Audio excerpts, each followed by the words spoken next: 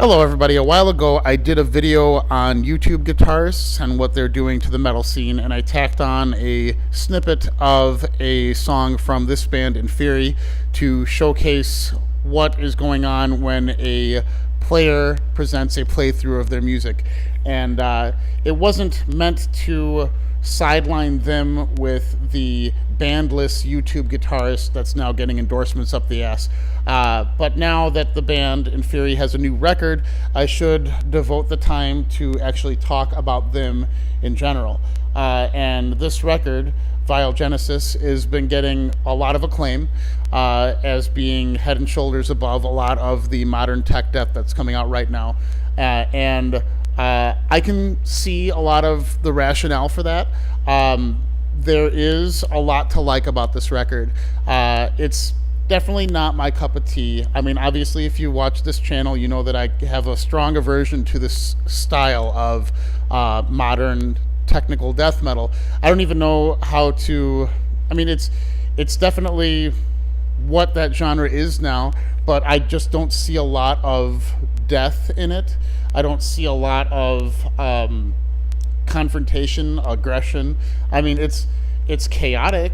It's definitely music that is extreme in nature by way of there being constant motion within the music. It's very kinetic in a way where it's almost to a detriment, where the music kind of becomes wallpapery because it's just it's consistent, 16th notes, very little to separate the strength and the way each riff hits you.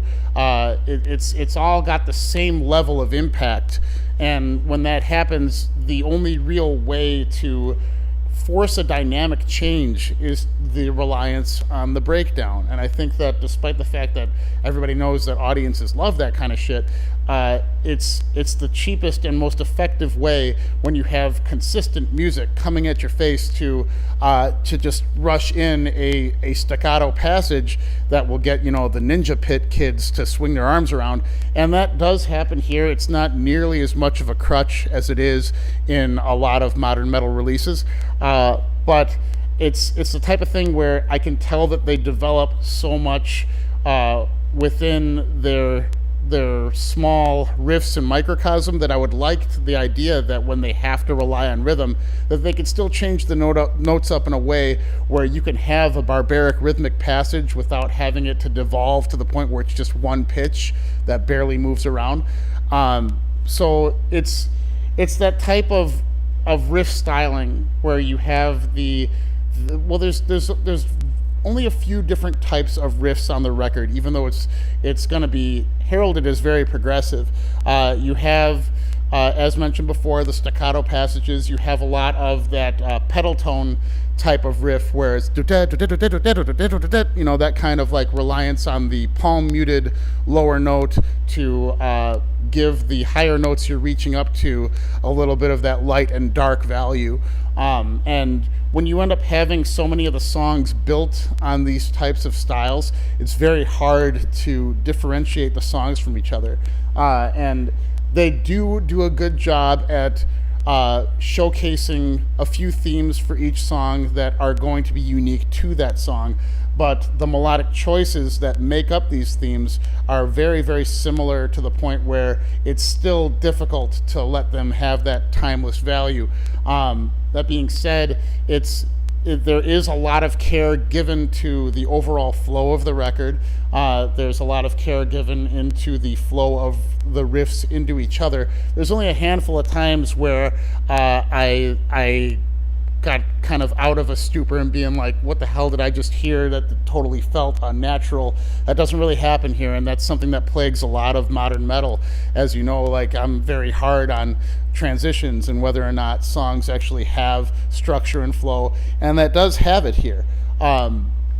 So I do give it credit for that. There's only a couple of times where it didn't, and the times where they do allow the music to have a little bit of space, a little bit of reprieve from that constant, relentless nature of it. It's when it does stand out. There's a riff, and I think the second song. It's one of the more chaotic riffs in it, but the first, it's like an ABCD riff, and the A part of it has this forced pause within it, and then the rest of the riff has no pause, and you're constantly looking for that pause again to ground you, but they don't give it to you, and it only appears after the riff has a full repeat, and it's a long riff, and it's one of those pedal tone type of riffs, but it has a lot of movement about the guitar neck, and it's a very unique and cool riff, and that little break that's put in there for that first part of the passage it gives it so much character, a lot more character than when you have a song that's just a constant barrage. So I know it's gonna sound like, old man yells at cloud, like, turn the fucking music down, let me hear more of the dynamics or whatever. But if you want the music to actually feel extreme, you have to introduce passages that are not, because light can't exist without dark. You need to have something to compare it to, otherwise you just end up having that wallpaper. And with there being and when they want to introduce drama through this kind of aesthetic of the fast strummed chords, when you want to have a lot of the ethereal nature of the music that goes behind it, they'll add the synths, and they'll have like the fast strum pit chords, and then they'll give way into like the ADD type of guitar riff where it's that pedal tone, but it's like really chaotic. There's only like I said, there's only a few types of structuring tropes being used throughout this record, and for a record that I know will be deemed progressive, I would like to see different styles of melody craft. It's pretty rare that a melody goes from A to Z without a reliance on a lot of these tropes on this record. And because of that, it's another thing that inhibits it from having the songs have individual character. But there are things that happen on this record that are like shockingly good. When I heard it all the way through, I was like, man, that is a really good idea. I really wish they would have elaborated on that. And I know that this is a band, as many of these technical death metal bands are, where they will view like commonplace tropes that you'll find in like popular music or whatever, like repetition or however you want to view it. They'll view it as a crutch, as something that inhibits music, and they want to deliberately ignore giving the audience those things. But it would really help to flesh out a lot of the brilliance that can be heard here if you didn't feel the need to blindside the audience with that constant stimulus. And I understand it's an extreme band, you want to get that extremity across, but you can be so much more developed by presenting those other elements in. And as I said, this is it's not something I'm going to reach for often. This type of style, if I want to reach for something like this, I would probably put on the new Deeds of Flesh record, that Nucleus record. But that being said, I listened to that record maybe once, maybe twice at most, and it definitely was the same type of style where it's just it hits you with so much stimulus that there's just nothing to really grab onto. And there is a lot more of hook going on here. There's like I can point at any of the songs on the track list, and I could probably hum one of the riffs or two on it, which is awesome because that rarely happens in this kind of music nowadays. But those melodies that I would hum at you would all be similar-ish enough where it wouldn't necessarily denote the need for a separate track to make up the structure of this record. And I know if you're going to establish a style, if you're going to establish something that you want to build your brand on, it's a safe and important thing to build parameters. You want to have a strict understanding of what your band is, so you don't want to deviate too much, and I get that. And it's the type of thing where it would be a detriment to fans of this style if you went too far out of the box. But at the same time, if your fan base is looking for the idea that you're going to be a progressive band, it would be it would be beneficial to the future catalog that you're going to develop to bring in different ideas that will showcase that you understand the nature of dynamics and how you can use them to flesh out ideas that aren't so one-dimensional. But yeah, it's an entertaining listen for sure. It's a record that will bombard you with all of the technical death metal tropes that are going on, but at the same time it has this sinister melody that creeps in where the hooks will last. And it's a delicate balance to make sure that all of that is there. And very few bands can manage that are trying with this style. That being said, I would like there to be more. If this band is going to be the new face of the modern tech movement, and I would much rather it be them than say like Archspire or I don't know, any of the other bands like that. There's much more of a direct artistic statement here than there is in an Archspire, because Archspire is the whole goal of that band is to push skill through the roof, and this is extremely skilled music. This band is extremely skilled, but it doesn't come across as a band as if the entire goal of it is to showcase that skill, whereas Archspire is. But when you build a band around this genre styling, the parameters for how you can improve inevitably fall back on skill.